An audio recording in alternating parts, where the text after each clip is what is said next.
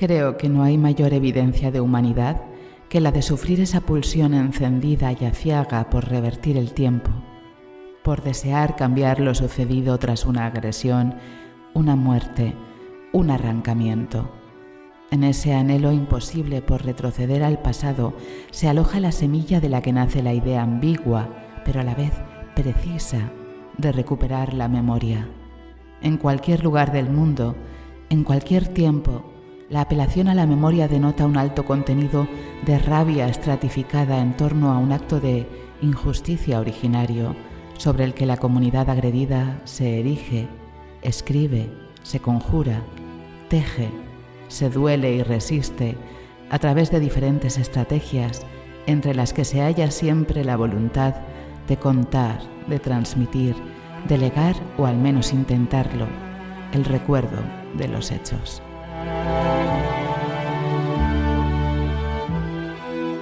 Esther López Barceló, el arte de invocar la memoria.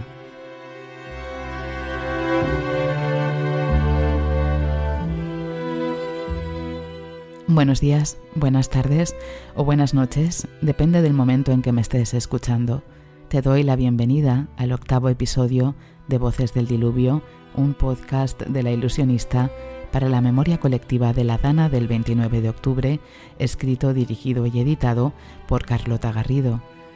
Voy a ser muy sincera, este episodio es especial porque si Voces del Diluvio es un podcast que nació con el propósito de mantener viva la memoria de los hechos, el relato de los afectados, de las afectadas, tiene una particular resonancia dentro de toda la serie. La voz encarna la impronta del desastre con todos sus matices, sus inflexiones, sus vivencias. Y en las voces que vamos a escuchar a continuación, la Dana del 29 de octubre se puede comprender en toda su tragedia, en todas sus dimensiones.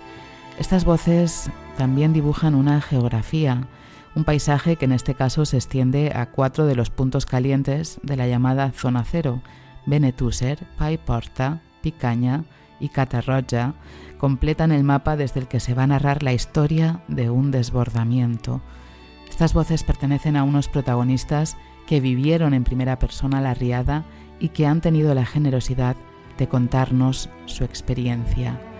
Vamos a hablar con la escritora Carmen Amoraga, vecina de Picanya, finalista del Premio Planeta 2010, con la ilustradora Cristina Durán, vecina de Benetússer, Premio Nacional de Cómic 2019, con Inma Máñez, vecina de Catarroja, maestra y poeta, y con Pau Mendoza, vecino de Paiporta, arquitecto especializado en l'Horta Sud, colaborador e investigador de la Fundación Horta Sud. Aunque no nos lo marcamos como propósito al inicio de estas entrevistas, los 4 testimonios que traemos hoy se dedican al mundo de la creación y es por eso que su visión de la catástrofe tiene una connotación distinta.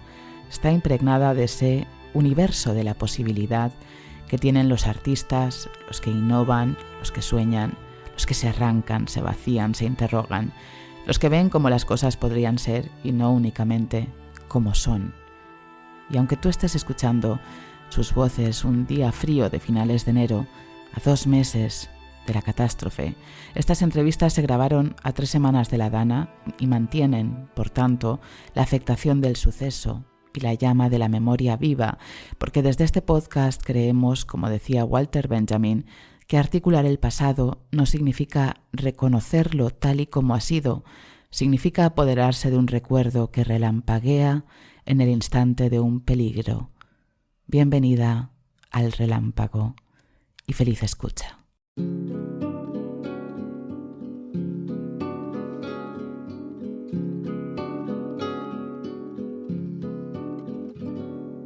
S'acosta segura la pols, ocupa els carrers i s'eleva i puja terrats i balcons i es fa més gran la polseguera.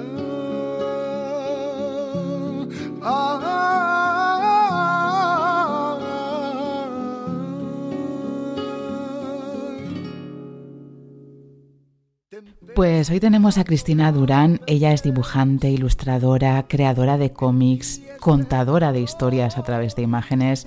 Licenciada en Bellas Artes por la Universidad de Valencia, ha trabajado en animación, pero desde el año 1993 se dedica al cómic y a la ilustración de prensa, publicidad y libros infantiles. Por sus cómics ha recibido varios premios, entre ellos el Premio Nacional de Cómic en 2019 por El Día 3, una historia sobre el accidente de metro de Valencia. Su última obra es María la Jabalina, publicada en 2023 en la editorial Astiberri. Hasta ahora trabajaba en Benetúser, en un edificio de varias plantas, la Grúa Estudio, que compartía junto a Miguel Ángel Giner y que funcionaba como un espacio de coworking con otros artistas, un espacio para la creación que tendrá que ser remodelado tras el paso de la Dana. Buenas tardes, Cristina, ¿cómo estáis? Hola, buenas tardes. Bueno, aquí intentando remontar. Sí. Ha sido muy duro. ¿Cómo os ha afectado el paso de la Dana a la Grúa Estudio? Bueno, como bien has dicho, bueno, nosotros además es que tenemos dos bajos, es decir, tenemos un bajo que es nuestra casa y el bajo de al lado es el estudio, o sea que nos ha afectado en las dos zonas. Entonces la casa también, la casa tiene dos pisos, entonces nos ha afectado toda la parte de abajo, sobre todo aparte de la cocina y el salón, pues lo que más nos ha dolido de casa ha sido la biblioteca de cómics, ¿no? Obviamente, porque más de la mitad de la biblioteca pues ha acabado en el agua, y luego el coche lo hemos perdido también, y al lado que tenemos el estudio pues eso tiene dos alturas, tiene un altillo, entonces Miguel Ángel y yo trabajamos en el altillo, es decir que en esa parte se ha salvado casi todo, pero la parte de abajo, que son nuestros compañeros de coworking y también lo que es la sala de juntas, almacén, cocina, todo eso está arrasado. Quiero decir que el agua entró a lo bestia, hemos tenido que tirar todo, solo pudimos salvar los ordenadores, que entramos un momento antes a cogerlos, pero sí que, por ejemplo, en el almacén sí que hemos perdido también bastante parte de nuestra historia, ¿no? Como autores, ¿no? Llevamos 30 años trabajando, entonces, no sé, todavía no he acabado de descubrir, ¿sabes? Porque vas viendo cajas que se han salvado, cajas que no, entonces todavía no sé el alcance de las cosas que hemos perdido, ¿no? Pero sobre todo es que claro, en el estudio, una vez estaba limpio, ya pensábamos, bueno, ya está limpio, cuando venga el perito ya arreglamos lo que haya que arreglar. Lo que pasa es que como las paredes son de pladur, como le ha pasado a muchísima gente, pues empezó a salir moho en las paredes, entonces nos ha tocado tirar todas las paredes abajo, y claro, la instalación eléctrica tampoco funciona. Quiero decir que ha sido un poco, ahora sí que está un poco más destrozado de lo que estaba una semana después de la Dana, ¿no? Entonces, no sé, sí que es un poco, pues eso, triste entrar y ver que van a pasar muchos meses hasta que podamos, pues eso, hasta que venga el perito, podamos hacer la reforma, podamos volver a trabajar allí. Entonces, no sé, va a ser un camino bastante largo. Porque tenéis pensado volver a trabajar allí, volver a reutilizar la zona, a pesar de que sea una zona inundable. Sí, bueno, eso la verdad es que le estamos dando muchas vueltas, ¿sabes? O sea, en casa no tenemos mucha opción porque es como si hiciéramos lo que es el edificio familiar de la familia Miguel Ángel. Quiero decir, nosotros en estos momentos no tenemos opción de irnos a otro sitio, quiero decir, en casa nos vamos a quedar. Entonces, la parte del coworking sí que es verdad que como encima es la parte de abajo y además es una parte que se hunde hacia abajo, sí que tenemos que hablar con nuestros compañeros. Ellos en principio sí que tienen intención de volver, porque, a ver, sí que es verdad que estos efectos por culpa del cambio climático que muchos políticos no se creen, van a seguir ocurriendo y cada vez van a ser más frecuentes, pero espero que no sean tan frecuentes como no sé, como para que sea dentro de nada, ¿no? Entonces, lo que sí que nos estamos planteando es a lo mejor hablar con gente experta, ¿no? Y ver qué medidas podemos tomar para eso, no sé, para hacerlo de otra forma. Es decir, a la hora de hacer la reforma, hacerla de una forma más, como que esté un poco más protegido, ¿no? Es decir, que si entra agua luego sea más fácil limpiar, o no sé. Estamos, la verdad, que dándole muchas vueltas a ver qué tipo de reforma hacer, pero ya te digo que no tenemos mucha opción porque es el edificio familiar y nosotros hoy por hoy no tenemos opción ni de, y menos como están hoy en día, ni los alquileres, ni las ventas, ni de alquilar, ni de vender otra cosa, ¿no? Lo que sí que puede pasar es eso, que nuestros compañeros coworking no quieran volver, que eso sí puede pasar, que eso también, claro, supondría para nosotros dejar de tener eso. Bueno, ya hemos dejado de tener ese ingreso, obviamente, el alquiler, y claro, nosotros siempre es un espacio grande, lo habíamos planteado para estar con más gente, o sea, no solo por la cuestión económica, sino porque nos gusta, ¿no? Es decir, nos gusta compartir espacio con otras personas creadoras y entonces, no sé, es todo bastante incógnita. Entonces, no sé, vamos a ver cómo hacemos la reforma, cómo abrimos las puertas, cómo sellamos las cosas. Entonces, no sé, estamos ahí un poco como dándole vueltas a eso. Resiliencia, ¿no? Es esta palabra que tanto repite.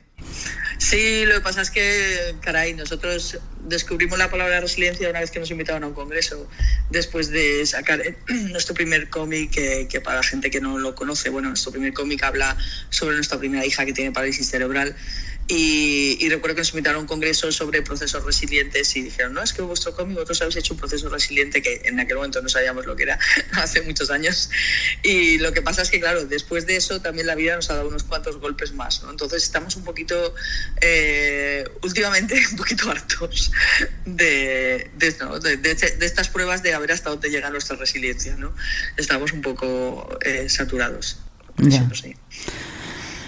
Ya me imagino. Sí, porque, sí, bueno, por contarte un poco más, ¿no? La gente también que nos conoce sabe que bueno, yo ahora estoy acabando un tratamiento, todavía me queda casi un año, pero yo estoy en tratamiento por cáncer de mama y bueno, a mí la quimio me pilló en plena pandemia, ¿no? Entonces, quimio en plena pandemia con una hija dependiente en casa, quiero decir, ya fue bastante. Quiero decir que después de eso, de 20 años cuidando, luego cuando te pilla un cáncer, te pilla en casa, la pandemia, todo, y cuando ya estás un poco empezando a salir del hoyo, te viene una dana, pues dices, bueno, a ver, no sé qué está pasando aquí, ¿no? Pero, en fin, no sé, un poquito de respiro nos vendría bien, la verdad.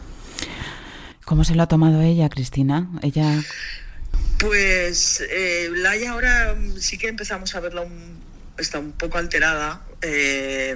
Claro, nosotros los 3 primeros días fueron terribles porque, claro, fueron 3 días sin agua, sin luz, sin gas, es decir, sin nada en casa, ¿no? Entonces, afortunadamente tenemos, como he dicho, la segunda planta, que, bueno, todo lo que eran las habitaciones y la ropa lo teníamos a salvo y seco, y luego, además, al lado viven mis suegros, ¿no? Como en la parte de arriba, que su casa estaba más o menos, o sea, también sin luz y sin agua, pero bueno, estaba limpia, entre comillas, ¿no? Entonces, claro, el primer día intentamos capear el temporal como pudimos, porque, bueno, ella tiene ahora 21 años, ella no habla, ¿vale? Entonces su manera de comunicarse es el móvil y la tablet, ¿no? A través de bueno, ella se comunica con gestos, pero sobre todo con pictogramas, y se distrae mucho enviando mensajes, pues eso, jugando con el móvil y con la tablet, porque al final las tecnologías para este tipo de personas, pues claro, no son una distracción, sino que son su medio de comunicación, ¿no? Entonces, claro, el primer día fue muy complicado explicarle que, claro, que no había luz, que había que ahorrar la batería, que cuando se le acaba la batería ya no iba a poder usar ni el móvil ni la tablet, y que eso, y que había que usar medios, pues eso, pues rotuladores y hojas, ¿sabes? A pintar y a dibujar con una linterna o una vela, ¿no? Entonces, el primer día más o menos lo aguantó bien, pero ya el segundo, claro, se empezó a poner muy nerviosa, claro, ella también estaba viendo toda su casa llena de agua, que decir, no entendía lo que estaba pasando, y claro, era complicado también el tema de no llorar delante de ella, ¿no? Es decir, que no nos viera muy estresados. Entonces, los ratos que podía quedarse con mis suegros, nosotros podíamos desahogarnos un poco, pero el resto del tiempo tienes que estar un poco como, ¿sabes? Todo el rato sonriendo, diciéndole, o sea, quitándole importancia, ¿sabes? Un poco para que ella no se asustara, ¿no?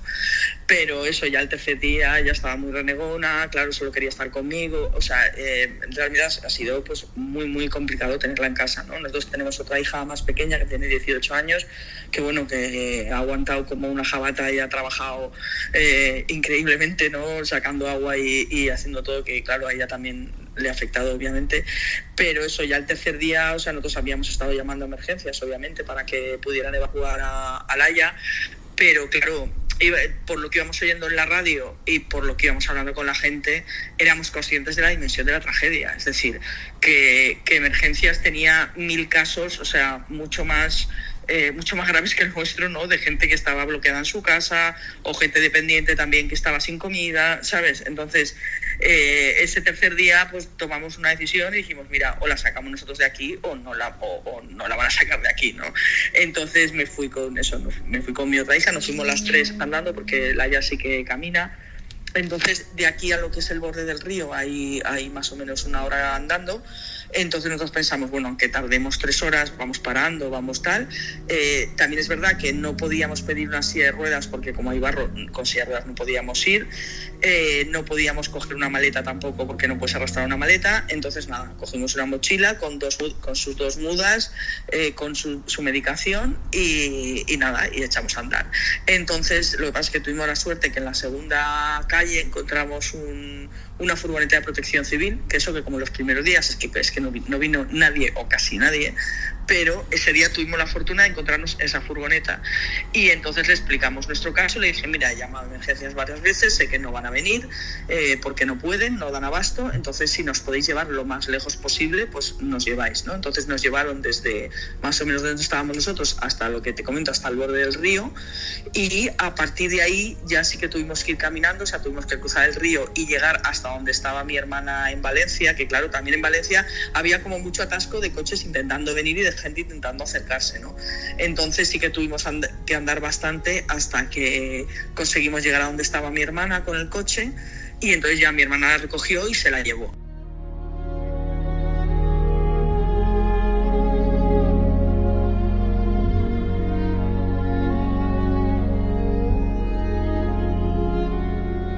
El choque fue, o sea, cruzar el puente, ¿sabes? Porque es como la destrucción total y cruzas el puente y hay una ciudad completamente normal con todos los servicios, todo limpio, ¿sabes? O sea, es como un contraste increíble, ¿no? Entonces, nada, cogieron a Laia en su ex cole y entonces por lo menos ella esas 2 semanas pudo estar, pues eso, más o menos tranquila en casa de mi hermana y nosotros también necesitábamos ese tiempo pues para limpiar, para sacar el agua, para todo, ¿no? Lo que pasa es que claro, al final, aunque intentes que no le afecte mucho, sí le afecta, ¿no? O sea, ha habido varias cosas. Quiero decir que ella, por ejemplo, nada más llegar a casa de mi hermana, lo primero que le pidió fue ducharse. O sea, antes de pedirle enchufar el móvil o lo que sea, lo que la niña, la pobre, lo que quería era limpiarse y que le lavara los pantalones, ¿no? Que los tenía llenos de barro, ¿no? Que al final la falta de agua es casi peor que la falta de luz, ¿no? Entonces es todo como un poco... Pues eso, sobre todo la sensación de, primero, de agotamiento, es decir, por tanto limpiar, tanto tal, luego de la sensación de pérdida por todas las cosas que has perdido y luego también pues la sensación de lo largo que va a ser, es decir, que va a pasar mucho tiempo hasta que podamos un poco retomar un poco nuestra vida, ¿no? Pero bueno, también es verdad que, bueno, viendo la dimensión de la tragedia y oyendo las historias que estamos oyendo, ¿no? Que cada día nos cuentan más cosas y más gente que se quedó toda la noche, pues a lo mejor ha agarrado una farola, un columpio, o gente que ha perdido a familiares, pues dentro de todo pues intentamos agarrarnos a que estamos los 4 vivos, o sea, es que es a lo único a lo que te puedes agarrar en estos momentos, la verdad. Tremendo. Y en medio de todo ese caos, en esta situación en la que llamabais a emergencias, teníais ese problema de movilidad, ¿tú sentías que había alguien cerca que os pudiera ayudar o has sentido también un poco ese abandono institucional? A ver, nosotros hemos sentido la cercanía del vecindario, por supuesto, porque el primer día, claro, las únicas personas que nos vinieron a ayudar fueron los vecinos y vecinas que vivían en segundos y terceros pisos, ¿vale?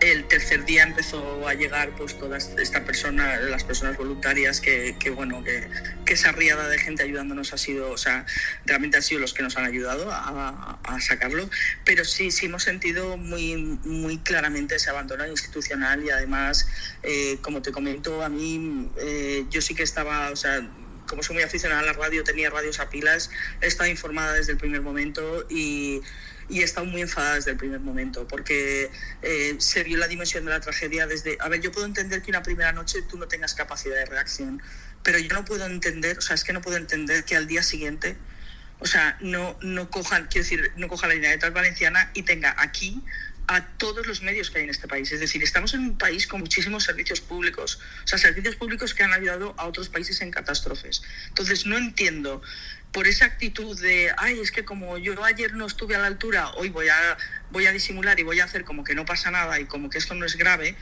Te da una sensación de que realmente no le está dando importancia, ¿vale? Y entonces, claro, el no ver aparecer, es que de verdad que los primeros días, es que no vimos camiones, menos el coche de protección civil que nos encontramos, no vimos bomberos, no vimos, y eso que hubo, que sabemos positivamente, que hubo gente de la UME, que hubo bomberos y tal, que sí que estuvieron trabajando a destajo, porque también conocemos a gente del gremio, pero también conocemos a muchos a los que no les dejaron venir. Entonces hubo mucha gente que se ofreció a venir y se les dijo que no. Es decir, ¿por qué no ha enviado a todo el mundo? ¿Por qué no ha aceptado toda la ayuda del mundo? Es decir, es que tendrían que haber estado aquí. Es que aquí aún hay muchísimo polvo. Es que salimos a la calle y no respiramos bien. Es que está todo sucio. Es que hay montañas de coches. Es una cosa impresionante, ¿no? Entonces, creo que la gestión fue realmente nefasta a la hora de hacer los avisos, también porque a mí me fastidia mucho también cuando dicen que eso, el pueblo salva al pueblo, todos los políticos son iguales. No, yo creo que no, todos los políticos no son iguales.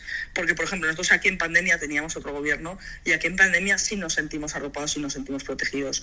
Y también hubo una Dana anterior y el CECOPIC se había reunido 2 días antes. Pero esta gente, estos partidos como el PP y Vox, que niegan el cambio climático, son peligrosísimos.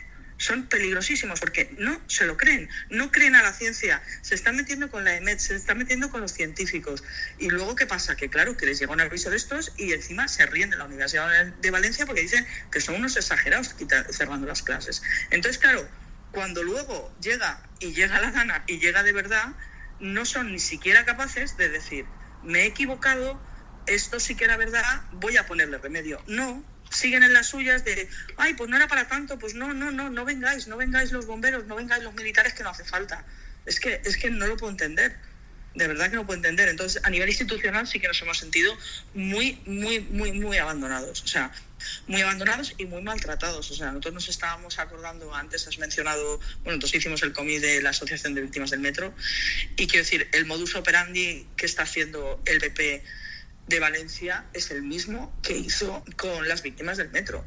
Quiero decir, primero te engañan, te ningunean, te maltratan y están todo el rato, cada discurso se nota que está escrito un poco para luego evitar cualquier acusación penal o cualquier acusación criminal, ¿no? Cuando lo que has hecho es realmente ser totalmente negligente y criminal, ¿no? Yo es que creo que ante una cosa de este tamaño, quiero decir, lo que te comentaba, por ejemplo, en pandemia, ¿no? No sabemos que el gobierno valenciano en pandemia se rodeó de expertos y dijo, vale, a ver, ¿aquí qué hace falta? Decidme que en una pandemia qué hay que hacer, qué es lo que tenía que haber hecho este tío y no lo ha hecho. ¿Crees que algún día podrás dibujar la Dana? Pues mira, es que claro, otro tema, cuando hemos dicho antes que estábamos también un poco hartos de la resiliencia, también estamos un poco hartos de que la vida nos dé temas para escribir sobre cómic social, ¿no? Porque al final el cómic social es nuestra especialidad, pero estamos un poco, un poquito cansados ya del tema, ¿no? Yo estaba precisamente preparando mi libro sobre mi experiencia con el cáncer y tal, y mi intención era que este libro fuera el último sobre un tema duro y sobre un tema social, ¿no? Y de hecho teníamos, Miguel Ángel y yo, un proyecto futuro mucho más luminoso sobre cine, ¿sabes? Una cosa mucho más eso, más disfrutona, menos de sufrir, ¿no?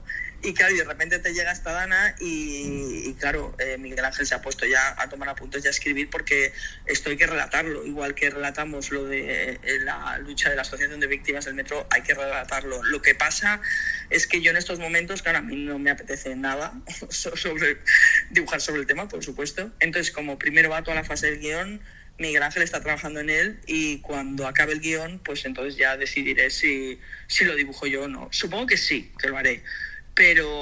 pero tendrá que pasar un tiempo, o sea, tendrá que pasar un tiempo porque eso está siendo una experiencia muy dura y creo que, no sé, que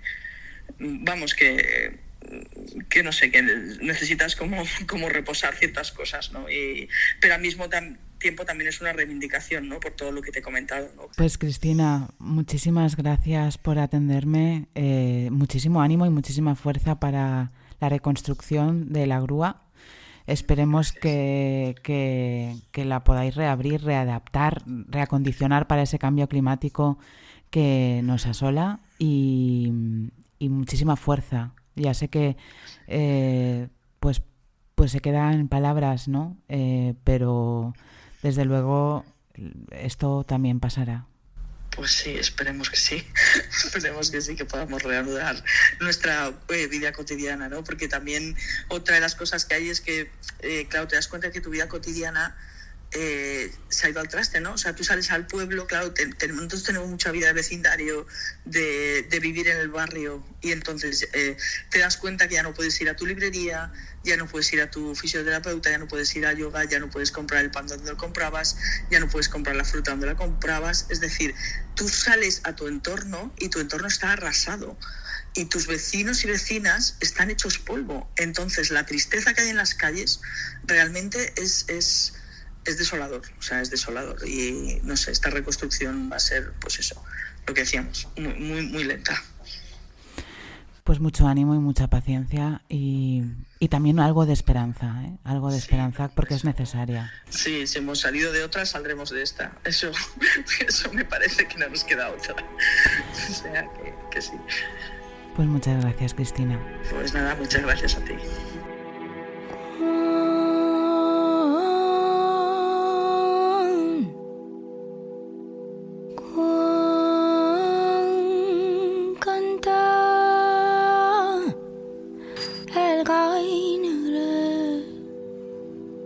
Es que ya se acaba el día.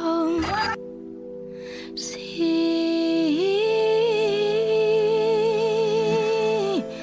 cantará el gall roig al tregall.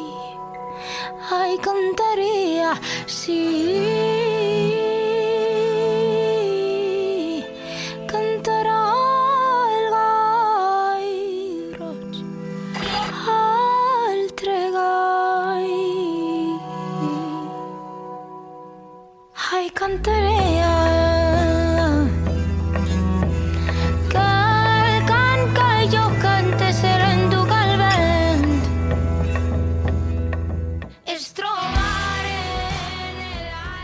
Bueno, hoy hablamos con Carmen Amoraga. Ella es periodista y escritora nacida y afincada en Picaña, uno de los municipios más afectados por la dana del pasado 29 de octubre.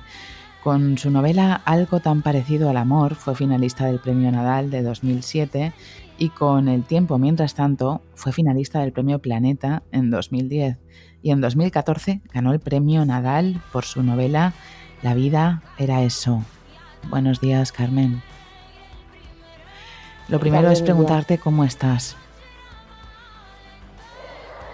Bueno, pues tanto tiempo después, la verdad es que nos acostumbramos a todo, ¿no? Y estoy acostumbrada.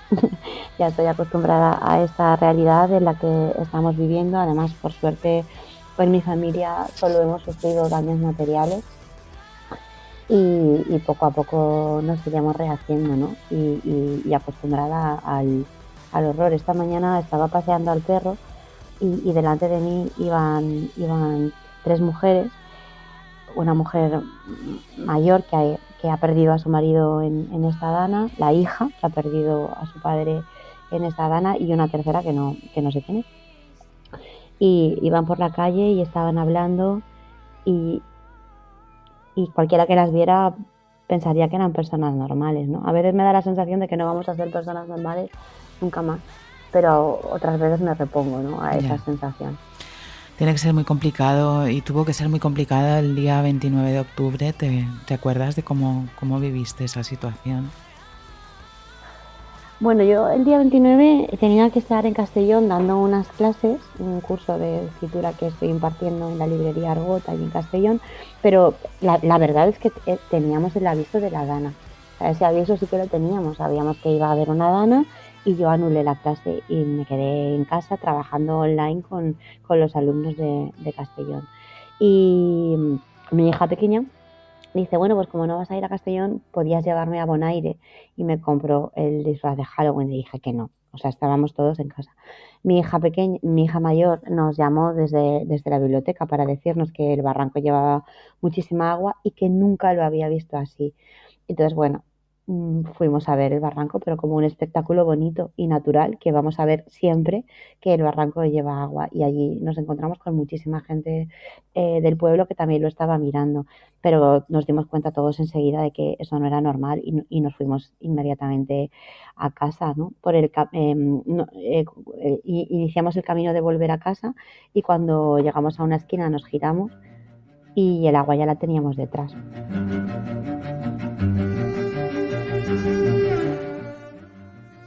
O sea, ahí nos quedamos impactados porque no nos lo esperábamos. Habíamos visto el barranco muy crecido, muy crecido y con el agua muy embravecida, un ruido que a mí es lo que más me asustó y nos fuimos a casa. Y a la esquina siguiente ya teníamos el agua detrás. Yo me quedé un momento llamé a una amiga que vi que tenía el agua con la puerta con mucha agua en la puerta y la llamé para decirle, oye, mira, vente con tus tíos y vente, que ella vive con sus tíos, digo, y vente a mi casa. Y entonces ella ya estaba llorando porque no podía abrir la puerta de su casa. Me entretuve un instante avisando a la policía y avisando a los concejales que ya estaban en ese momento ahí y mi familia se vino a casa. Y cuando fui a venir a mi casa ya me llegaba el agua casi que por la cintura. O sea, horrible. Y llegué a casa, me abrieron la puerta porque yo estaba tan nerviosa que no podía ni abrir. Me abrieron la puerta y enseguida nos pusimos manos a la obra a rescatar bueno, literalmente a salvar los muebles, ¿no? Cogimos lo primero, los libros, porque era lo que más cerca del suelo estaba en las estanterías nosotros en el salón tenemos muchas estanterías con libros y primero los libros, luego subimos los sofás, intentamos salvar todo lo que pudimos y luego cogimos un par de botellas de agua. Los animales también fue lo primero que cogimos, 2 gatos y un perro que tenemos, un par de paquetes de rosquilletas, agua y nos encerramos en la habitación. Y ahí estábamos estupefactos porque no hacíamos más que oír los coches golpeando contra nuestra casa. Y vimos las literalmente los coches. Literalmente.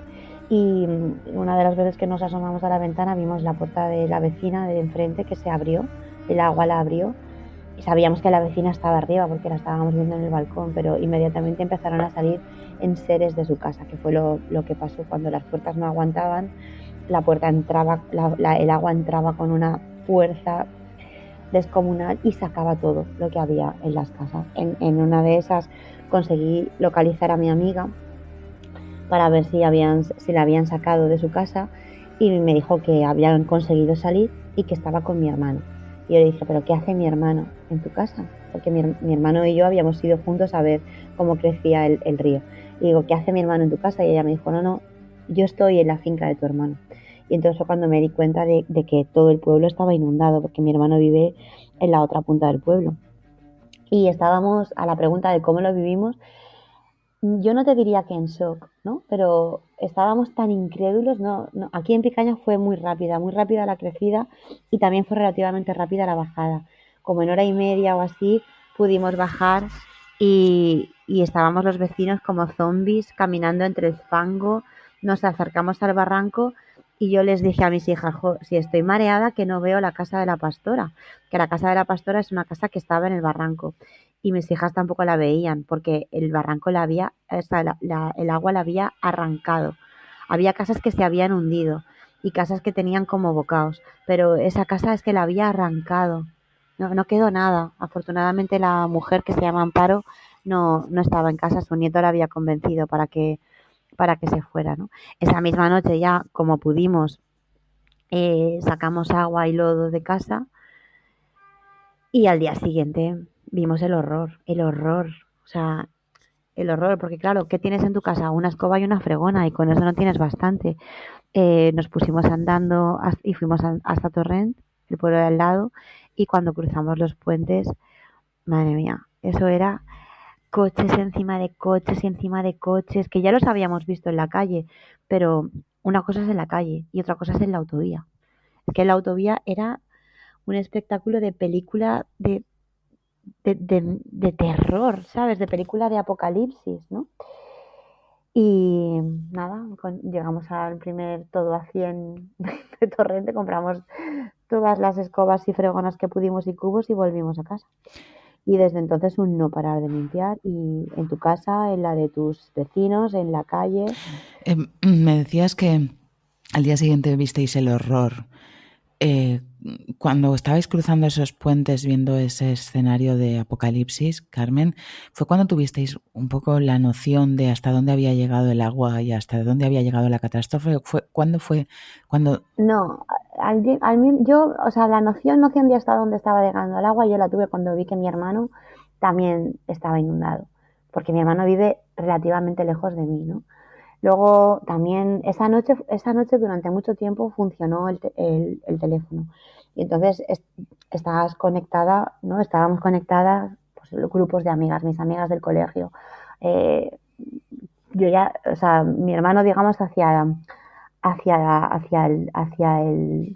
el sur del pueblo, ¿no? Otras amigas hacia el este, otras hacia el oeste, y nos dábamos cuenta de que estábamos completamente inundados como pueblo, ¿no? Una amiga mía que es minusválida, que no podía salir de su casa, intentando que fuera la policía es que no daba abasto, ¿no? O sea, como pueblo la magnitud yo y mis amigas, ¿no? En concreto y todo el mundo, me imagino, la supo esa misma noche, pero al cruzar esos puentes vimos que era apocalíptico. Es que esa imagen de los coches, y ahí en ese momento yo decidí que no iba a hacer fotografías.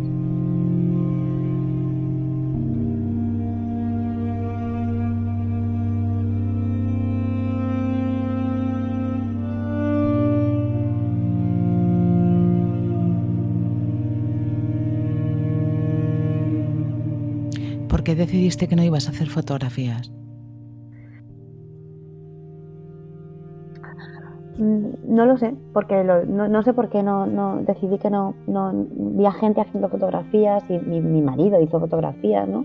Pero yo dije, no, yo no quiero tener esta imagen. O sea, yo sé que no se me va a olvidar, ¿no? Pero no quiero tener esa imagen, no quiero tenerla en mi disco duro, ¿no? Y empecé a hacer fotos de detalles, ¿no? Porque bueno, al día siguiente ya no funcionaba internet, ¿no? Pero al otro sí. El día 31 ya funcionó internet, y yo el primer post que puse fue una foto de mi pueblo antes, ¿no? Mi pueblo es muy bonito y tiene una luz muy bonita, y bueno, no es un pueblo que tenga patrimonio histórico, ¿no? Pero es un pueblo bonito, es un pueblo que ha crecido muy ordenadamente y muy acorde con la naturaleza, tiene muchos árboles, tiene muchas flores, es muy bonito, ¿no? En ese sentido. Y entonces yo lo primero que hice fue poner una foto de mi pueblo antes, de mi pueblo desde un puente, mi pueblo tiene como dos barrios, ¿no? Y uno de ellos es Vistabella, que ha quedado completamente aislado del otro pueblo, porque solo quedó un puente que inmediatamente quedó convertido en un paso de vehículos de urgencia, ¿no? De vehículos de emergencia. Los demás puentes se cayeron, ¿no? Y decidí que seguiría escribiendo, porque al final las palabras son mi herramienta, ¿no? La herramienta que yo domino y que es mi herramienta de trabajo y que es mi herramienta de terapia también. Y he puesto un post todos los días, pero el primer post del pueblo como era antes, luego pues de una flor en el barro, de una silla, de una señal de stop, de, no sé, cosas que me sugieren textos, ¿no? Pero yo no he fotografiado absolutamente nada de la tragedia.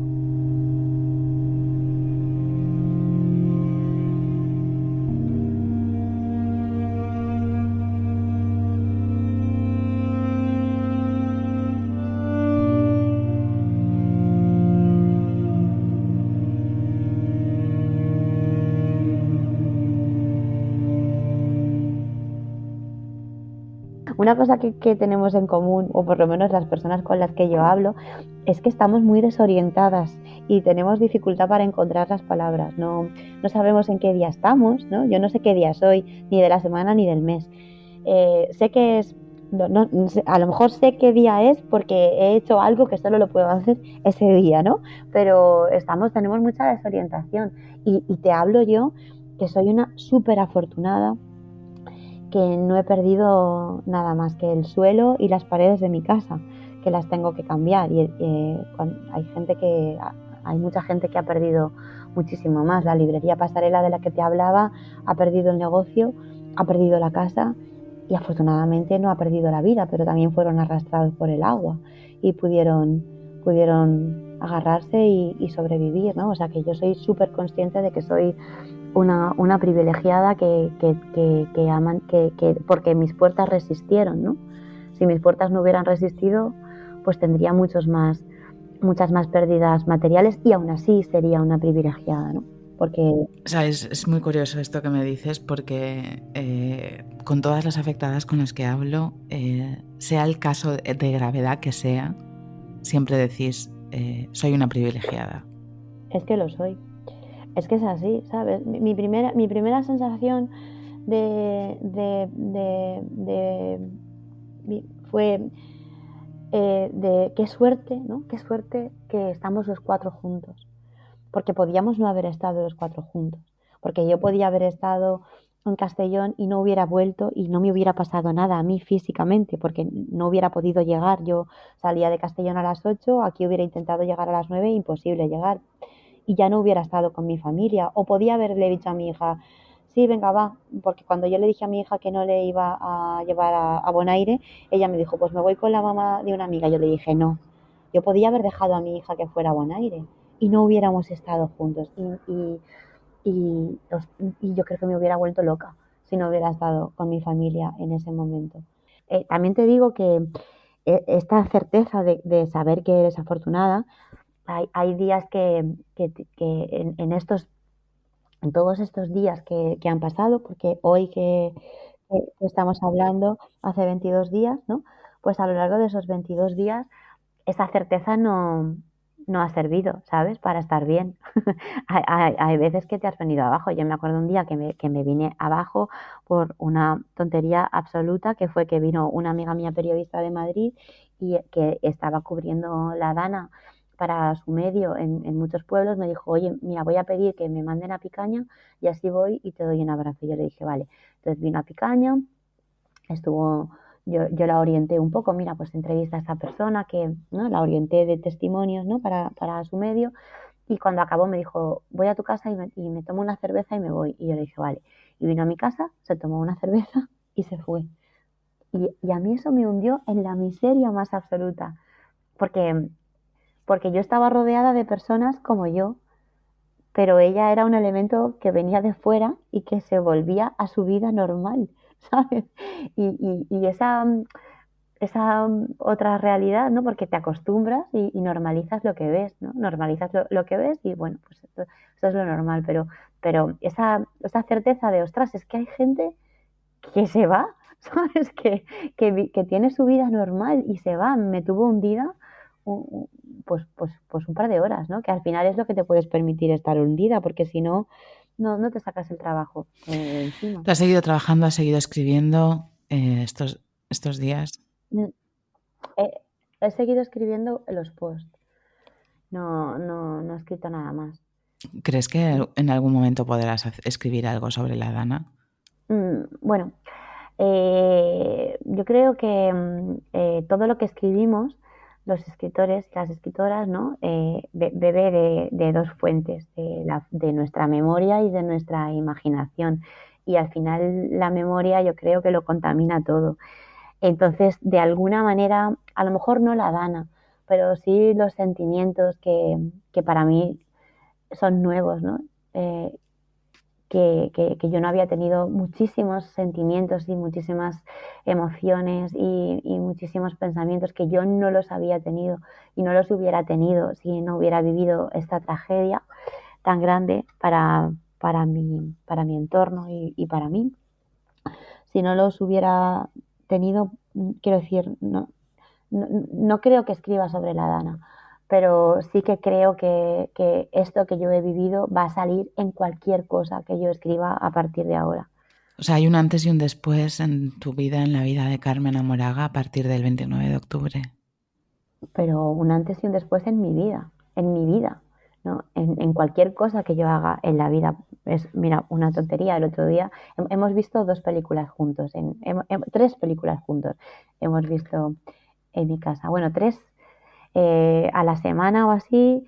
Dijimos, como familia, dijimos, oye, no hemos hecho otra cosa nada más que trabajar y comer juntos. Vamos a ponernos una película. Y nos metimos los 4 en la cama y vimos Los Goonies. Bien, ahí no pasa nada. Vimos Los Goonies, muy bien. A la siguiente vez, la película elegida fue La Guerra de los Mundos. Y yo me tuve que tomar una pastilla porque hiperventilaba. Y me fui de la cama, me fui a otra cama. O sea, no la pude ver. Porque Tampoco es... ver a gente... Claro, pero ¿quién eligió esa película? Está un poco Pues elegido. toda mi familia menos yo.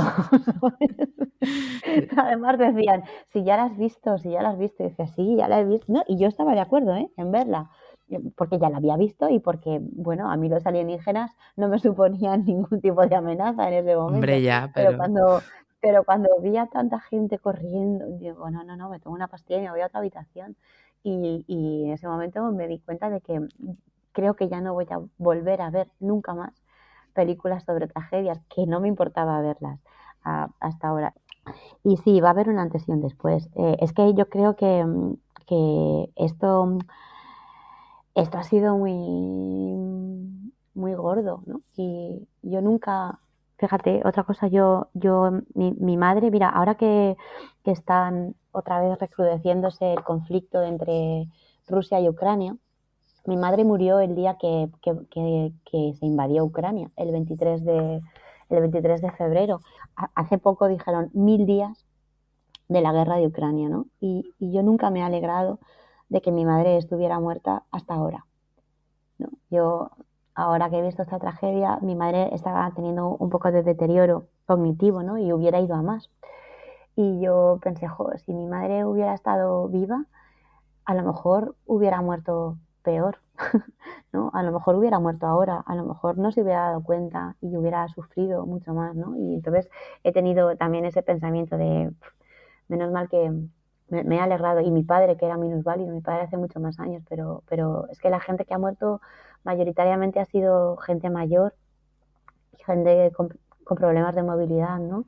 Aparte de la gente que estaba en los coches, de los niños pequeños. Es que, bueno, tanto dolor, yo creo que hay que ser del planeta que invade el mundo en la guerra de los mundos, ¿no? Para que tanto dolor no cambie tu forma de ver la vida que tienes a tu alrededor, ¿no? Sí, yo creo que en esos momentos, momentos así cuchillo que les llamo yo, ¿no? Que Sí. la realidad reparte Así es. de manera muy clara. En general todo lo que he visto es bueno, ¿eh? Casi todo lo que he visto es bueno, que no, pero es verdad que hay Ya, una... Yo pensaba que la vara de medir absoluta era la muerte, ¿no?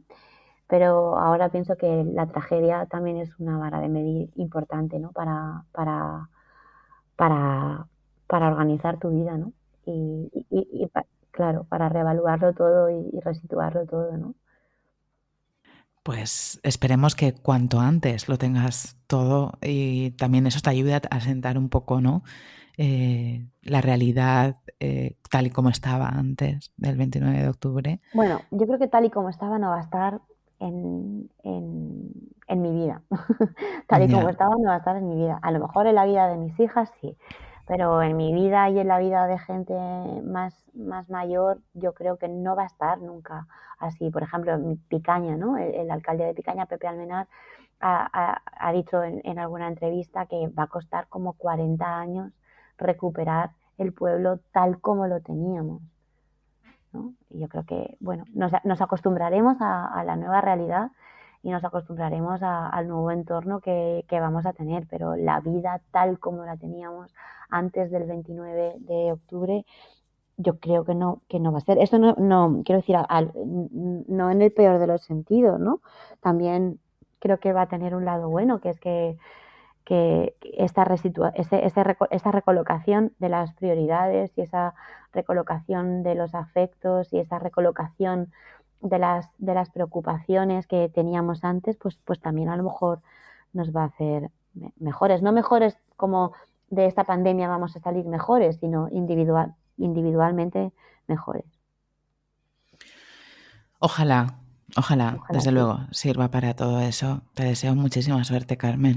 Muchas gracias, Carlota, y gracias por este podcast que nos va a dar voz a muchas personas y muchas situaciones que dentro de poco pues los medios nos olvidarán y el resto de la sociedad que ahora está volcada con nosotros pues poco a poco pues se desvolcará, como es normal también, ¿no? Y tú nos seguirás dando voz, así que muchísimas gracias a ti.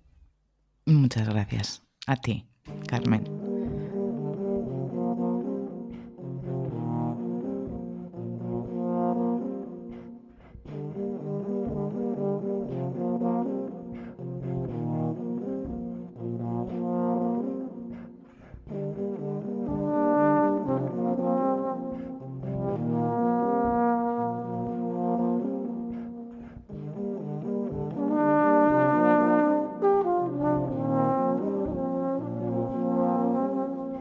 Catarroja, 20 de novembre de 2024, a 3 setmanes després de la Dana. Temps de plorar-ho tot. No tinc prou llàgrimes per plorar-ho tot. Plorar tanta mort evitable.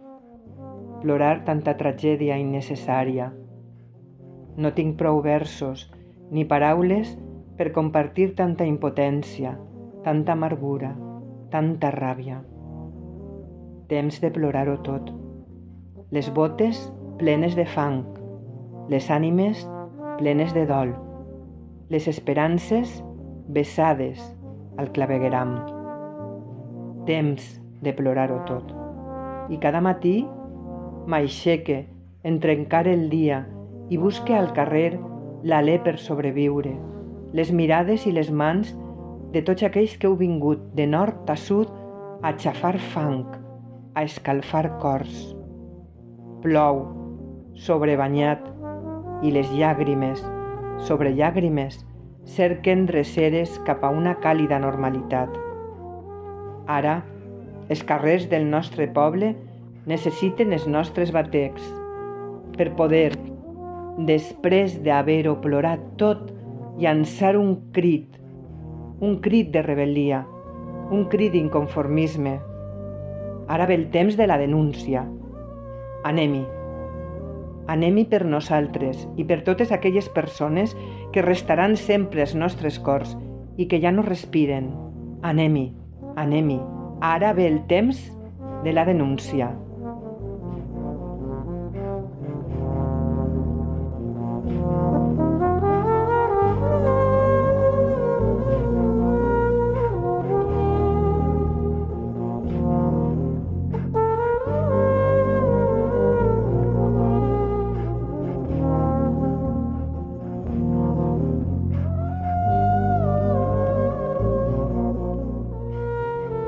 Este maravilloso texto en prosa que acabamos de escuchar es de Inma Máñez, que es vecina de Catarroja, afectada por la Dana, y maestra, es autora también de 2 o 3 libros de poemas, entre ellos Totes les meues dones y Terra als ulls, y hoy nos ha atendido vía telefónica.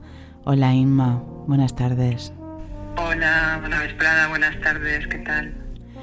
¿Cómo te encuentras? Lo primero, ¿cómo te encuentras?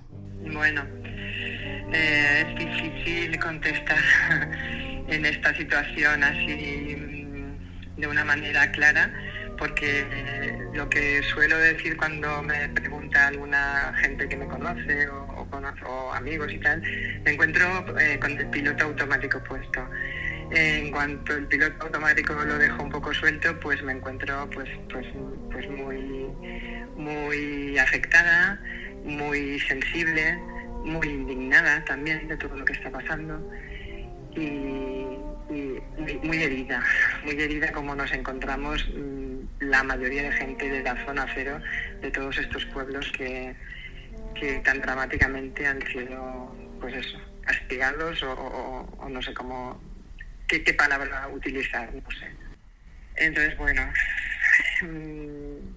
no sé, no sé qué puedo decirte más, que la gente está un poco, pues eso, la desolación que ves cuando estás por la calle caminando, pues. Y luego otra cosa que hay también que quería comentar es que todo lo que son coches que han ido sacando de las calles del pueblo lo han dejado todo en la entrada del pueblo. O sea, realmente no ha habido aún un vaciado, por decirlo de alguna manera, real. Están sacándolo de unas calles de dentro del pueblo a las afueras.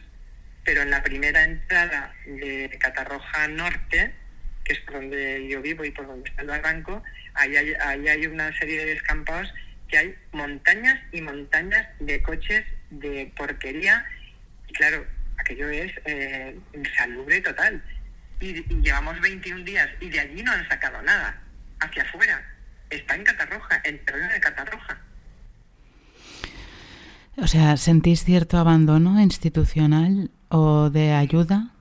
Carlota, desde el primer día, o sea, los 4 primeros días nosotros estuvimos solos en el pueblo. A partir del tercer día empezó a venir toda esta riada de gente, de voluntarios, de chavales y chavalas que hay que descubrirse el sombrero delante de ellos. Ya. ¿Por qué no notasteis la presencia del ejército? Porque los primeros días, si no hubiera sido por todas esas personas que vinieron, nos hubiéramos muerto de asco allí. Ya. Yo, en principio, mi madre vive en un primero y yo en un cuarto, o sea que lo que es casa realmente no nos ha tocado. A mí ha sido el coche y el garaje y el trasero. Pero mucha gente del pueblo, de la parte antigua, se han quedado sin nada. Y esos 4 días, pues porque hubo gente que se lanzó a las calles y que empezó arriba y abajo y a sacar de donde podían mierda y ayudarles como. Pero los 4 días primeros fueron, aquello era dantesco, era horrible, era un infierno los 4 primeros días. Luego empezaron a venir militares y vinieron ya bomberos y tal, pero con una descoordinación total. Una descoordinación, pero total. ¿En qué notabais la descoordinación, Inma? La descoordinación, pues que podía venirte un bombero a sacar un coche y decir, me voy a llevarlo y ahora vuelvo. Y hasta los 13 días no te volvía, por ejemplo. O descoordinación, me comentaban unos vecinos y tal, que estaban haciendo como una cadena, unos militares creo que eran, o otros efectivos, no sé ahora de los que eran exactamente, pasando cajas de agua. Y mira si la descoordinación era tal que estaban pasando botellas de agua en círculo. O sea que la última caja de agua que llegaron le volvió a llegar al primero y dijeron, estamos gilipollas, ¿qué estamos haciendo aquí? O sea, en ese plan había mucha descoordinación. Y luego de lo que son los colegios ya no te quiero hablar para nada. Los colegios están deshechos totalmente. O sea, pero totalmente. Los colegios de Catarroja no hay ni uno que se haya quedado.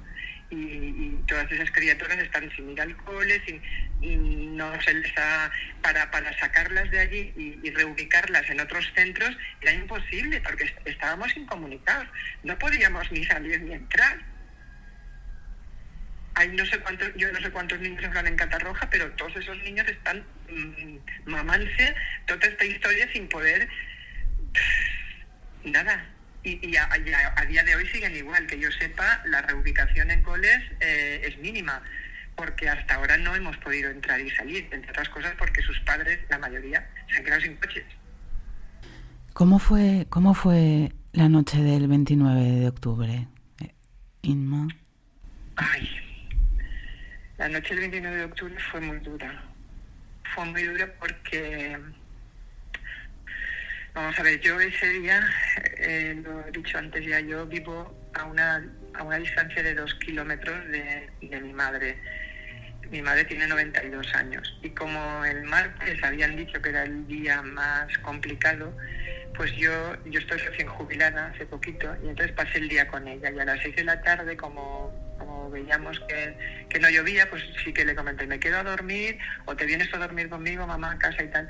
No, veste, porque como no plou y tal, lo único que han dicho que el barranco viene un poco lleno, pero a mí no sé qué. Bueno, me fui al barranco, yo llegué al barranco sobre las 6:10 o 6:15. No, 6:15 no, antes, sobre las 6 o 6:05. Y sí que es verdad, hice fotos y un vídeo y el barranco venía bastante lleno. Lo que pasa que yo otras veces de llovidas, yo he visto el barranco más lleno. Nada, le hice la foto y se la envié a mi madre y me fui a casa. Y entré en casa, dejé mi coche en el garaje y sobre las 6:30 escuché gritos por la ventana y me asomé pensando que era alguien que estaba tomando jaleo o algo y ya vi desde mi comedor, desde donde yo tinqué el piso, está pegado a lo que es el barranco y desde la ventana ya se veía venir una ola grande de cañas y de agua muy sucia, pero es que tal como iba avanzando esa ola, habían coches por allí que ya se los iba llevando, gente también, gente que iba de un lado para otro, corriendo, todos chillando. Horroroso. Tuvimos luz hasta las 9 de la noche, 9 o 9 y algo, luz y cobertura, pero a partir de esa hora ya se cortó la luz y no había cobertura para nada. Entonces yo sí que estuve en contacto con mis hijos y con mi madre hasta esa hora. Después ya se fue todo y yo, la última vez que hablé con mi madre, ella me dijo que tranquila, y sí que tenía luz, que no había llegado el agua, pero luego me enteré de que no era así, porque mis hijos me dijeron que no, que cuando hablaron ellos con mi madre ya el agua ya la tenía allí también y no había luz, pero que no me quiso decir nada para no preocuparme. Entonces esa noche fue una pesadilla, porque el agua no paraba. Aparte, la fuerza que traía era algo increíble, y luego otra cosa que te queda molt es la remor, el ruido. Era un ruido como si fuera, era un ruido horrible. Y yo recuerdo, delante de mi casa hay una rotonda con palmeras.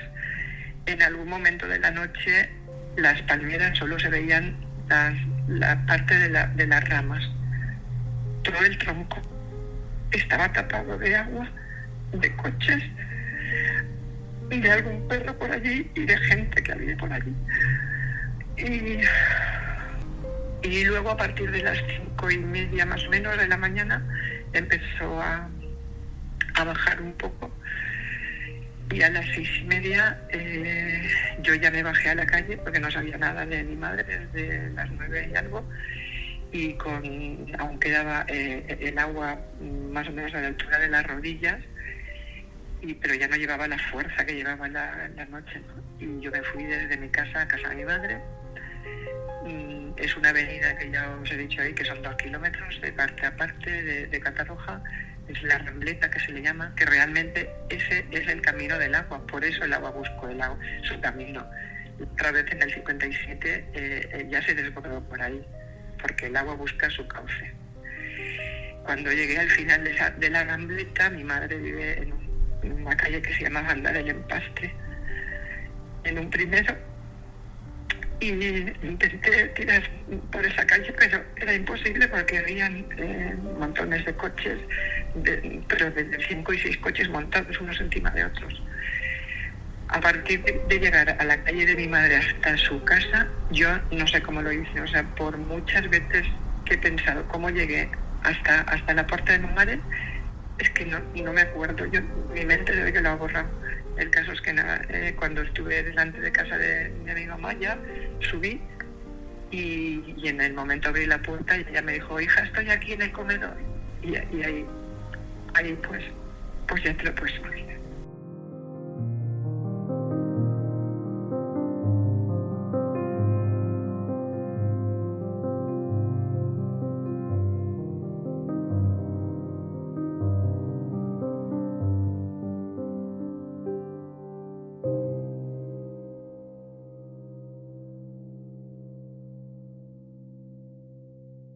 Y nosotras somos afortunadas, y vamos, lo digo, pero hay mucha gente que está deshecha totalmente, yo no sé, y ya se va a costar molt, es que va a costar molt. No sé qué me decía el otro día, no, una persona que vi comprando una cosa, bueno, porque para comprar, por ejemplo, yo ayer me fui al Val, que al Val sí que es el pueblo de al lado de Catarroja, y allí sí que había un mercado abierto, y la gente decía, no, esto en 6 meses está arreglado. En 6 meses estará arreglado a lo mejor lo mínimo, pero el daño que le he podido hacer a la gente, psicológico y de todo, no sé yo. Cuándo se va a arreglar, no sé. Y bueno, pues esa fue la noche, fue una noche que yo creo que no olvidaremos en nuestras vidas muchísima gente. Pues Inma, muchísimas gracias por atendernos, por habernos dejado ese texto tan chulo, tan bonito, tan reflexivo. Es importante escribir también, yo creo, sobre esto que ha pasado, ¿no? Sí. Poco a poco ya iremos sacando. Yo es que ahora ya te digo, tampoco ni me centraba a escribir, ni me centraba a leer, pero sé que esto tiene que ir saliendo. Pero una de las ventajas que yo le veo al escribir y los versos de la poesía que yo intento escribir siempre es esa, compartir y sacar. Porque normalmente todo lo que le pasa a una persona, a los otros nos pasan cosas muy parecidas. Y a veces al leerlo y distanciarte de lo tuyo te da fuerzas para seguir y para tirar endavant. Y es lo que hay que hacer en esos momentos, tirar endavant. Tirar hacia adelante. Bueno, yo creo que también eso es parte de nuestro carácter valenciano, ¿no? Tirar endavant. Sí. Así que tirarem endavant. Eso. Bueno, pues muchas gracias y nada, ahí seguimos. Igualmente, ánimo y muchísima fuerza. El sol que no surti avui i que tornin els estels, que jo t'he de m'estir a prop per jugar amb els teus cabells, que jo t'he de m'estir a prop per jugar amb els teus cabells.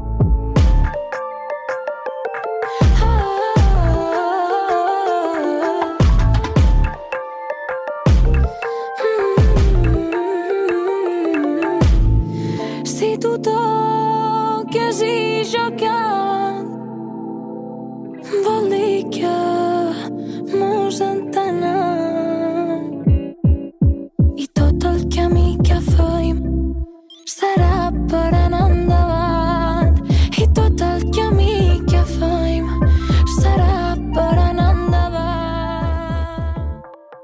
Bueno, tenemos hoy la presencia de Pau Mendoza. Él es vecino de Paiporta, afectado por la dana del 29 de octubre. Ha estado colaborando en las labores de limpieza de su pueblo durante al menos 2 semanas y él además justamente está viviendo en Barcelona porque ha ido a vivir allí para cursar un máster de urbanismo especializándose concretamente en l'Horta Sud. Él es arquitecto y nos ha parecido que su testimonio era muy interesante para entender la complejidad de los días que se vivieron después de la dana en el pueblo de Paiporta, uno de los pueblos más afectados, si no el más afectado por la dana del 29 de octubre y también por esa doble visión que tiene como afectado y también como arquitecto especializado concretamente en el urbanismo del Horta Sud. Buenos días, Pau, ¿cómo estás? Buenos días, Carlota. Estoy bien. Estoy aquí en Barcelona y nada, un poco con la cabeza y el corazón a medio camino entre Valencia, Paiporta y aquí. ¿Cómo fue el 29 de octubre para ti? ¿Estabas fuera de Paiporta? Sí, yo estaba en Barcelona, recuerdo que ese día estaba teletrabajando y ya iba a cerrar el ordenador y de repente vi que mi padre había enviado un vídeo del barranco a punto de desbordarse.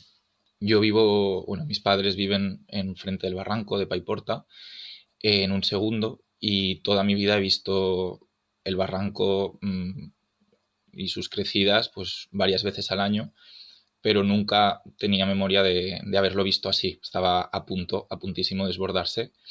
Y mi padre, como muchas otras personas a las cuales no les habían avisado de los riesgos que tenía esta riada, había salido a aparcar el coche en un lugar más seguro. Entonces, cuando vi que unos amigos también de Paiporta estaban compartiendo vídeos del barranco ya desbordándose, llamé corriendo a mi padre y lo intenté guiar a un lugar más seguro con el plano de riesgos de inundación que pues por mi formación y por a lo que me dedico, sabía que existía un plano en el que se indican las zonas que en un caso de una inundación se inundarían más previsiblemente. Y conforme iba guiando a mi padre hacia esas zonas seguras, él me iba contestando que el agua estaba llegando. Y me decía, no, Pau, pero así no, la agua está arribant, pero así no puedo pasar. Entonces me empecé a agobiar bastante cuando estaba comprobando en directo que las zonas que el plano de la Generalitat indicaba que eran seguras ya no lo eran.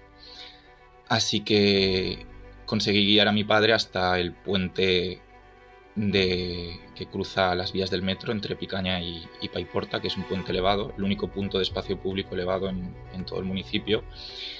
Y consiguió llegar ahí y pasó la noche allí junto con un centenar de personas que se pudieron refugiar cuando alrededor de ellos y ellas pues había un mar. Y bueno, así viví un poco el día del 29, también intentando hablar por teléfono con mis abuelos que viven en el núcleo antiguo de Paiporta y que viven en una planta baja, pero que consiguieron subir a la planta de arriba gracias a la cuidadora de ellos y a su marido, que fueron a ver cómo estaban ya cuando el agua les llegaba por la cintura, y por suerte llegaron allí justo cuando la riada se iba a llevar a mi abuela.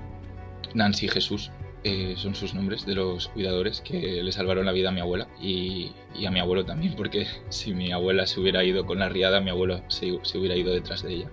Un matrimonio de 90 años. Y bueno, y ese mismo día mi hermano y mi cuñada habían salido un poquito antes del trabajo. Ellos trabajaban en Beniparrell, porque la empresa, viendo las alertas que se habían emitido por parte de AEMET y tal, había decidido parar la actividad un poco antes.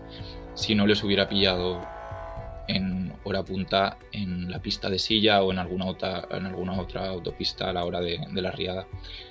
Y nada, ellos y mi madre pues que pasaron la noche en Valencia, y recuerdo estar hablando con ellos todos atacados, con una impotencia tremenda, y en ese momento llegó la alarma, la famosa alarma de las 8:12, comprobando cada media hora si el agua subía o bajaba, intentando hacernos con nuestro padre porque la conexión no funcionaba. Y a las 11 y algo así, recuerdo, después de 6 horas enganchado al teléfono sin saber muy bien qué hacer y todo esto, recuerdo que mi padre envió un mensaje como el agua está empezando a bajar, y ahí ya caí derrotado. Me quedé muerto del cansancio del agotamiento de la tensión que había sido en esas 6 horas de infierno. Y al día siguiente fue comprobar que todo el mundo estaba bien, entender la magnitud de lo que había pasado y buscar la forma de llegar a Valencia lo antes posible. ¿Cómo fue esa entrada en Paiporta después de la Dana? ¿Cómo lo viviste, llegar a Paiporta desde Barcelona? Pues tuve la suerte de venir con una amiga de la infancia que es profesora en Cataluña, y lo cual hizo el recorrido más ameno de poder estar juntos y acompañarnos en ese trámite que fue un poco de como bastante surrealista, la verdad. Como conforme nos acercábamos a Valencia empezábamos a ver los estragos de la Dana, empezábamos a ver movimiento de coches de bomberos, de tal, pero todo muy caótico, no entendíamos muy bien cómo qué estaba pasando, y conseguimos aparcar en Picaña, en el polígono de Picaña. El trayecto hasta llegar a mi casa fue como si estuviera en el decorado de una película del fin del mundo, pero los edificios que aparecían eran los de mi pueblo, las caras que veía eran las caras de la gente que me ha visto crecer, y no sé, una sensación muy, muy surrealista de estar viviendo unas imágenes que eso ves en las películas o ves en las redes, de que ha habido una inundación en un lugar muy lejano con el que no puedes conectar, y de repente es tu vida y es tu pueblo. Es muy fuerte, y la verdad que esa llegada fue no sé, muy, muy, muy fuerte, una sensación muy, muy extraña que jamás pensé que podría vivir.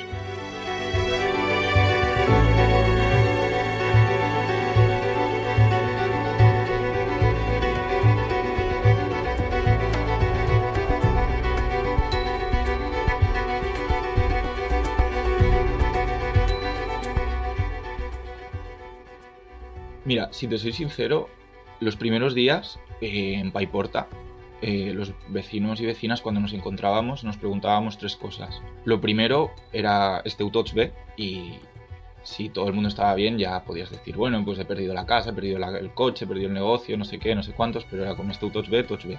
Vale. La otra pregunta era ¿por qué no han avisado? ¿Per qué no van a avisar abans? Si ho sabien, ¿por qué no van a avisar? Porque todo el mundo tenía una historia de a mí me pilló volviendo del trabajo, a mí me pilló aquí, no sé qué, como, bueno. Y la tercera pregunta que se repitió bastantes días fue ¿por qué no está viniendo la ayuda? ¿Por qué no están viniendo las máquinas? ¿Por qué no están viniendo los bomberos? ¿Por qué no está viniendo el ejército? Y al final como que dejamos de esperar respuesta y tiramos adelante. No lo sé, la verdad. Desde dentro era difícil saber qué estaba pasando y por qué no estaba llegando la ayuda. Yo entiendo que la catástrofe ha sido de unas magnitudes muy fuertes, ¿no? O sea, ha sido un fenómeno muy fuerte. Aún así, es muy fuerte también sentirte abandonado y desamparado por las instituciones públicas. Que, ojo, no quiero alimentar ningún tipo de discurso en contra de público. Yo creo que lo público tiene una función que es muy importante y que un Estado, una autonomía, debería poder ampararte y poder ayudarte en una situación extrema. De hecho, para eso está, ¿no? Lo que ha fallado en este caso ha sido una pésima gestión, que aún estamos intentando entender qué ha pasado y de quién son esas responsabilidades. Yo creo que los primeros días en los pueblos afectados teníamos muy claro de quién era la culpa y de quién era el responsable. Pero bueno, luego el debate mediático y el fango de todo lo que estaba pasando fuera empezó a salpicarnos y un poco a enturbiar la situación. ¿A qué te refieres con el fango mediático, a enturbiar la situación, Pau? Conforme fueron pasando los días y se fue volviendo la electricidad y fuimos recuperando poco a poco la cobertura, empezamos a ver el impacto mediático que estaba teniendo y también empezamos a ser conscientes de la discusión política que se estaba dando a todo esto y cómo también se estaba intentando capitalizar en nuestra desgracia desde diferentes puntos, ¿no? Y no solo lo entendimos porque lo vimos, sino porque lo vivíamos. En el día a día vino mucha gente a ayudar, ¿no? Entonces tú veías a gente que venía a ayudarte, gente súper diversa de un montón de lugares, ya no solo de Valencia, sino del resto del estado. Veías gente, bueno, o sea, que algunas personas pues veías como que, yo qué sé, que venían con sus proclamas, que eran de agrupaciones, de sectores políticos en los que a lo mejor yo no podría, o sea, no empatizo, no conecto o incluso, o sea, no sé, era muy fuerte la contradicción como una persona politizada de estar recibiendo ayuda, estar limpiando el barro con una persona que por sus tatuajes o por su camiseta, sabes que a lo mejor al otro lado del río te puede dar una paliza por tu condición. ¿Te refieres a gente de extrema derecha, Sí, Pau? sí. Era fuerte estar viviendo una catástrofe humanitaria y tener que dejar de lado tu ideología y tus principios, pero porque estás en una posición tan vulnerable que simplemente necesitas esa ayuda. Entonces, y lo entiendo, o sea, y me entendía ahí en esa situación, porque además esa persona estaba ayudándome, no lo estaba haciendo las instituciones públicas en ese momento, me estaba ayudando una persona de extrema derecha o sea, y era como, está genial, o sea, no puedo lidiar de otra manera con esta situación y al final es lo que importa, ¿no? Que estamos aquí intentando tirar adelante como pueblo, ¿no? Pero ya en el momento en el que empiezan a aparecer ciertos personajes públicos, políticos, pseudo periodistas que empiezan a pulular por tu pueblo, a generar cierta, no sé, tuve como varias experiencias con personas con las que me crucé, que me afectaron mucho y de repente me hicieron ver como, o sea, de repente cruzarme en mi calle a un personaje público que estoy acostumbrado a ver en las redes sociales o en la tele y de repente verlo ahí en mi calle capitalizando mi dolor, intentando apropiarse de mi desgracia, me pareció bastante como que lo último que necesitábamos las personas de Paiporta o del Horta Sud, que no olvidemos que es el cinturón sud de Valencia, una comarca obrera, tradición agrícola, con unos valores muy diferentes a los que representan estas personas. Era muy violento, eso era violencia. Pero claro, en ese momento no puedes hacer mucho más porque estás en una posición absolutamente vulnerable. Tú estabas haciendo un máster especializado en urbanismo, especializado en Horta Sud. ¿Cómo ves las tareas de reconstrucción, las tareas incluso de prevención para que esto no vuelva a suceder, no se vuelva a desbordar el barranco del Pollo? ¿Cómo lo ves? Yo personalmente ahora mismo es como me siento un poco en una encrucijada, ¿no? Porque creo que es muy, muy importante, o sea, el debate público sobre la reconstrucción de las comarcas afectadas ya está en marcha, ya se están haciendo cosas, porque es normal, ¿no? O sea, como el territorio ha quedado arrasado en muchos ámbitos y la gente quiere recuperar la normalidad, ¿no? Y intentar vivir, recuperar como la calidad de vida que podía tener antes. A mí, sin embargo, a mí me da miedo, sinceramente, que cometamos los mismos errores en la reconstrucción del territorio, que lo que ha pasado nos sirva para entender mejor el territorio en el que vivimos, cómo funciona, desde entender cómo el propio medio en el que Valencia se inscribe, que es una plana aluvial en el delta del Turia, que se ha formado en base a episodios así desde hace milenios, ¿no? Y que es algo que forma parte del ADN del territorio y que durante muchísimos años nuestros ancestros han incorporado en la forma en la que han construido nuestros pueblos, cómo se ha construido la huerta, cómo se ha construido el sistema de regadío, y que en los últimos 70 años hemos construido infraestructuras que no permiten que estas avenidas, que este tipo de avenidas fluyan con normalidad. Hemos construido barrios y edificios en zonas inundables. Hemos como cubierto de hormigón el suelo, los barrancos, como que me da miedo que desde la excusa de la reconstrucción no integremos una visión más coherente, urbanística, arquitectónica, paisajísticamente, con el territorio en el que vivimos y que intentemos aportar o tener soluciones que no funcionan. Y yo me gustaría pensar que esto es una oportunidad para hacer de la comarca del Horta Sud una comarca más habitable y que nos permita vivir a las personas que somos de aquí de forma más coherente, y porque al final l'Horta de Valencia ofrece unas condiciones ambientales, paisajísticas, de vinculadas a la soberanía alimentaria, a la adaptación y a la mitigación del cambio climático, increíbles. O sea, Valencia somos una ciudad súper afortunada, en parte por nuestra huerta, pero siempre hemos crecido espaldas a nuestro territorio, lo hemos machacado, lo hemos fragmentado, lo hemos degradado. Y bueno, yo mi investigación y mi trabajo en el máster que estoy haciendo intentaba pensar en la regeneración y la transformación de la comarca del Horta Sud en esta dirección. Y bueno, creo que la reconstrucción debe de ir también por ahí. Pues muchísimas gracias, Pau. La verdad que ha sido un privilegio contar con tu voz, tanto por tu conocimiento del territorio y la tierra y territorio. Me gusta mucho utilizar estas palabras juntas.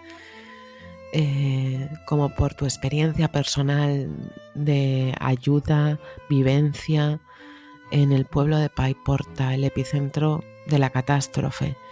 Te lo agradecemos mucho desde aquí, desde Voces del Diluvio, y espero que puedas aplicar todo tu conocimiento a la reconstrucción de esta Horta Sud tan maltratada.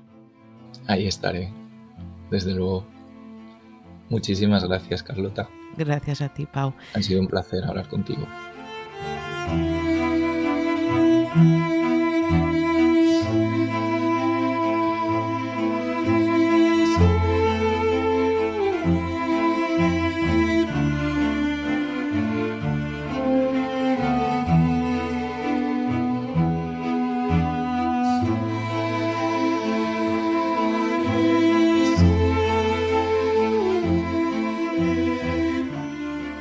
Los desastres nos igualan. Los incendios de Los Ángeles se parecen a las imágenes de devastación que dejó la Dana del 29 de octubre en Valencia. Los pueblos de la zona cero recuerdan a las imágenes de los campos de Gaza. La destrucción tiene siempre la forma de una ciudad encogida. La diferencia estriba en las posibilidades de futuro, en las posibilidades de reconstrucción. La reconstrucción pasa por la construcción del relato, por el abrigo de las voces que buscan el sentido de la historia. Sin memoria no hay esperanza. Este podcast es un almacén de memoria. En la Albufera de Valencia se concentran a lo largo del año cerca de 350 especies de aves. Gran parte de las aves se reproducen entre abril y mayo, que es cuando se podrá saber mediante estudios si los residuos vertidos en el Parque Natural tras la Dana les habrán afectado. No olvidemos lo que decía Emily Dickinson: la esperanza es esa cosa con plumas. Habrá que aprender a esperar.